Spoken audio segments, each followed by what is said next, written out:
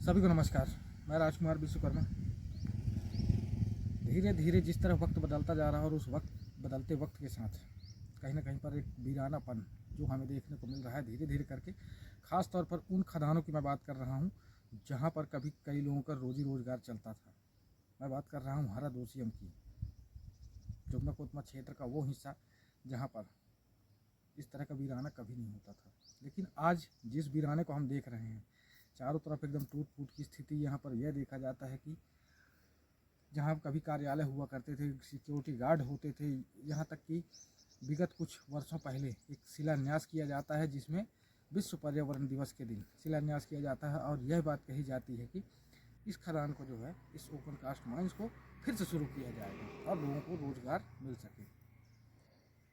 धीरे धीरे जो है कम से कम 3 से 4 वर्ष बीत चुके इस बात को। आज तो जब हम यहाँ पर आते हैं तो देखते हैं कि मंजर किस तरह का है।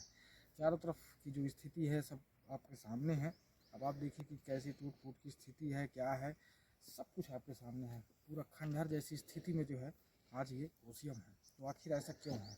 और दूसरी चीज़, अगर जब कोई भी ओपन कास्ट माइंस शुरू की जाती है या फिर शुरू की जाती है तो तय है कि कहीं ना कहीं उसे सारे नियमों के साथ चलाया जाता है। ऐसा भी नहीं कि यहाँ पर कोयला ख़त्म हो गया या हम यह कहें कि यहाँ पर काम ही नहीं बचा, लेकिन कहीं ना कहीं पर प्रबंधन ने और प्रशासन ने इस पर जो है तो ना तो कभी आपत्ति जताई और ना ही किसी तरह का एक्शन लिया। ये वह स्थान है हरद ओसियम जिसकी मैं बात कर रहा हूँ।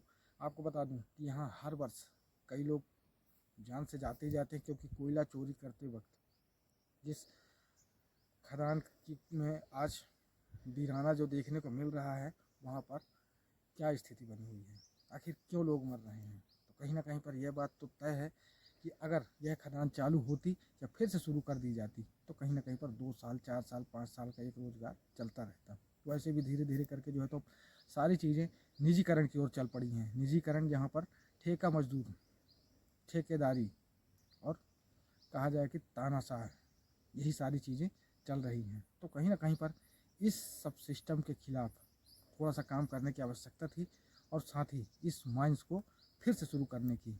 लेकिन आज 4 वर्ष लगभग बीत चुके हैं और वर्ष 2014 से लेकर के वर्ष 2022 का आखिरी महीना चल रहा है, जहां पर हरद ओपन कास्ट माइंस को लेकर के किसी भी तरह की कोई बात नहीं और ना ही किसी तरह की कोई प्रतिक्रिया यहाँ पर दी जा रही है, ना किसी अधिकारियों के द्वारा, ना जिला प्रशासन के द्वारा और ना ही इस क्षेत्र के उन अधिकारियों के द्वारा जिन्होंने इस बात का बहाना बनाया सिर्फ और सिर्फ इतने वर्षों में कि आज तक जितने भी वो हैं कि फाइलों को इस टेबल से उस टेबल करने का काम। तो कहीं ना कहीं पर ये जो फाइलें चल रही हैं तो आखिर वो फाइलें गई कहाँ या फिर दफन कर दी गई? क्योंकि कहीं ना कहीं पर एक बात बीच में यह सुनाई दी जिसमें यह बात कही गई कि जब किसी खदान की लीज खत्म होती है तो उसे पुनः समतलीकरण कर देना चाहिए। यहाँ पर एक तरफ प्रबंधन ने कहा कि वर्ष 2014 से जो है तो हमने इस खदान को बंद कर दिया है, दूसरी तरफ यह भी कहीं पर क्लियर नहीं हो पा रहा कि इसे पूरी तरह से बंद कर दिया गया है। तो दोनों तरफ से सिर्फ एक ही बात है कि घूम फिर करके कहीं ना कहीं पर इस हरद ओसियम को लेकर के लोग जो है तो सिर्फ इस इंतज़ार में हैं, क्योंकि आज भी आमाडार जैसी स्थिति यहाँ भी कुछ है, क्योंकि काफ़ी वर्षों से यहाँ पर सब कुछ बंद पड़ा है। आज लोग सिर्फ कोयला चोरी करने को यहाँ पर मजबूर हैं। तो क्यों मजबूर हैं? कहीं ना कहीं पर अगर आज काम चल रहा होता तो हो सकता है यही लोग जो है कोयला चोरी करने की बजाय यहीं पर मजदूरी कर रहे होते और उन्हें छोटा सा रोज़गार भी मिल गया होता। तो चलिए, मैं इसके साथ विराम देना चाहूँगा और अगली कड़ी में हमारी मुलाकात फिर होगी कुछ ऐसी ही चर्चाओं के साथ, कुछ ऐसे मुद्दों के साथ।